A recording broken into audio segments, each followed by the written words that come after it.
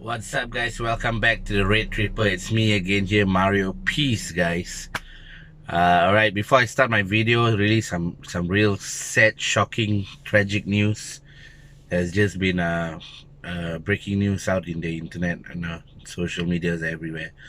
NBA legend and LA Lakers legend Kobe Bryant uh, is has passed on, and his daughter as well was with him in a helicopter crash, which crashed somewhere in California, I'm guessing. Really sad for the world of sports. It's really shocking, really sad. My heartfelt condolences goes out to the family, his wife and his remaining kids. It's really a sad thing to happen, and really a sad day for sports fans all around the world. So yeah, rest in peace, Kobe, legend. All right. Now moving on to the game we had earlier on with Tranmere Rovers. Yes. So United won 6-0. 6-0. A bit. I know it's Tranmere. I know they're in League One. They're not doing very well in their league as well. But, to have 6 goals from 6 different players, especially on a pitch like that, I hope it does something for our confidence. It doesn't do much, you cannot get carried away with 6-0 win with a League One side, and especially after our disappointing display against Burnley. But the positives I can see that we can take away from this game is that hopefully it gives confidence to these players, like Jesse Lingard, Maguire. Hopefully this opens up his account and score more goals for us and all that. So it's a very good boost, I guess, for the confidence of the players. But where we are very much, even though nowadays it's a bit risky, we struggle against Rochdale, we struggle against who's the other team that we played? I cannot remember right now. But going into this game, we're a bit nervous to say the least. But 6-0 is a very professional, convincing result, and it's great that we are going ahead in this next part of this competition, the FA Cup, because we want to win as much as possible to have a good season. So yeah. So as I said, it's a confidence booster, definitely. However, this doesn't take away the disappointing performance and result that we got against Burnley.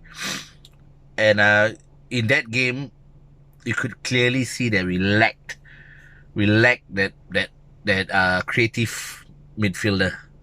And oh my God, I don't know what Ed Woodward is doing with this whole Bruno Fernandes thing. I hope by this week it gets sorted, because if we don't get anybody, I don't know what to say lah. So yeah, what I would like to say is, these are the five. I think United need 5 players. We need 5 players to actually strengthen this team, to actually rebuild. Okay, what I feel, I'm just gonna speak about the 5 players that we need. Positions, not exactly players, but give some examples of players that might fit in the whole philosophy that Ollie's trying to bring in. But these are the 5 positions that we need to strengthen in the team. Number one, we need another centre half. We need a centre half to accompany Harry Maguire, because Harry Maguire, as well as Lindelof, they're very much ball playing defenders, you see. And Harry Maguire it's like he needs a hard man beside him. He needs a hard man beside him. He needs the partnership of a ball playing centre half and a hard man centre half, a la Rio Ferdinand and Vidic. See, Vidic was a hard man, and Rio was the ball playing centre half. So we need that to accompany Harry Maguire, because Harry Maguire and Lindelof together, I feel it's still very weak. Especially for set pieces and all that. So a player like Koulibaly would fit well next to Maguire and strengthen our centre half pairing. I feel that's one position that we need. Another position that we need is probably a defensive mid or box to box. Mostly a defensive mid lah. That can be a protection for, like, for instance, because Matic is already at his time of retiring, and then we got Scott McTominay and Fred, and if one person gets injured, and we're done for. So we need a good defending midfield in as well, so to be able to let Scott and Fred rotate, not Thiago, because we need a squad, we need a proper big squad. So yeah, defensive midfielder. Then the third position I would feel is the creative player in midfield. The creative player in midfield, which is the most important player that we need immediately right now. The creative force in midfield. We have been lacking with the creative force in midfield for the longest time. We have a lot of players that play the number 10 role, at centre midfielder role, but their quality wise is just not good enough. Mata is already in his heyday, and Pereira is just not good enough. So, and Angel Gomez, I don't know what's going on, but we cannot rely too much on him. We need a proper, experienced, creative midfielder in the center of the park to feed our strikers. Because right now it always comes out when we're at the final third, then we are lost. We are lost. We don't have any ideas to provide the balls to our strikers. So if the strikers don't get the delivery, they won't score. Simple as that.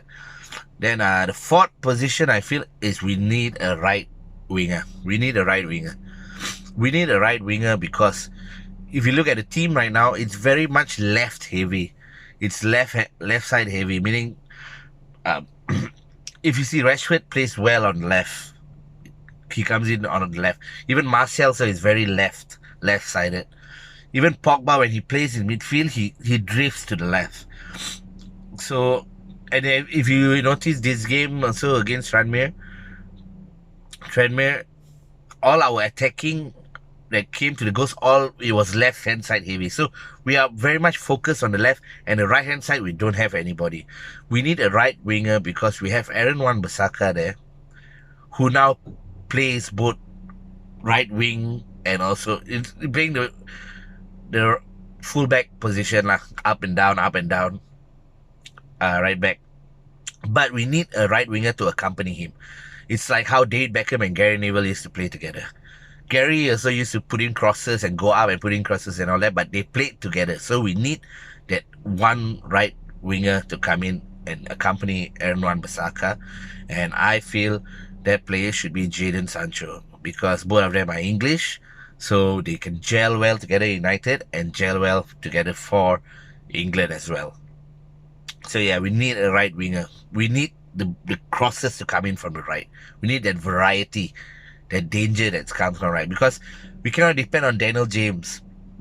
Daniel James was thrown into the first team, and he wasn't supposed to be that. He was brought in as a young player from the Championship to learn his trade and eventually, maybe get into the team, but not like how he's chucked into the team right now because of the lack of players, lack of squad depth. And he's burning out. You can already see Daniel James is already burning out. So yeah, we need a right winger. Then final position is we need an all out and out number 9. We need a proper number 9 because Anthony Martial cannot do that job of the number 9. He cannot. He's a good player to have to rotate with the strikers that we have, and we cannot depend on Greenwood as well, because Greenwood is such a young player and we cannot throw him into the heat of the moment and all that, and you burn him out as well, same as Daniel James. So we need a proper out and out number 9, experience to a certain point, Not, I don't think so. Don't get an old one. Maybe at the moment, yes. For January transfer, we might need a really experienced one, but we need a proper number 9 to score goals, who sniffs the goals, who's always in the 6 yard box and just has that intuition and that instinct to score a goal. We need that kind of number 9. So yeah, that's the 5 positions that I feel that we need to strengthen. But the most important right now is the creative midfielder. We have to seal the deal this January, and I hope it's Bruno Fernandes. So he will be able to help us to get into the 4th position. Yeah. And besides that, what I wanted to say, yeah, after the Burnley game again, the Ollie out brigade was here, blah blah. But as you can see from this whole Bruno Fernandes fiasco, as you can see from whatever is going on right now, the problem is way, way beyond the manager. And trust me, if Pochettino comes in, if Oli, gets sacked, like how you say, get Oli out, get Pochettino in. If Pochettino is gonna deal with the same problems that Oli, Mourinho, Van Gaal all experience, even Moyes, Pochettino as well is gonna lose his magic because of the incompetence of the people running the club upstairs, the people who are doing the recruitment and people who are supposed to be scouting and getting the best players for United. So I think it's about time where, and it's slowly happening right now. I guess it's poetry in motion that Oli, in a state that he is right now with his coaching staff and all that, who are, let me just say, they are not performing well as well. His coaching staff, what Oli needs, I feel, he needs to add to his coaching staff somebody with tactical ability. Because Carrick and McKenna are two very they're not experienced. They're very new at this game as well as how Oli is to the management. Maybe Oli had a few years in Mulder, had a few years in Cardiff as a manager style. Maybe Oli is taking a page out of a book of the Fergie style management. But in these days, as you can see from Klopp, from Pep Guardiola, the manager is no longer the manager. They are the head coach. They are the coach who gives the tactics, who do, like, very hands-on. Like Pep is very hands-on.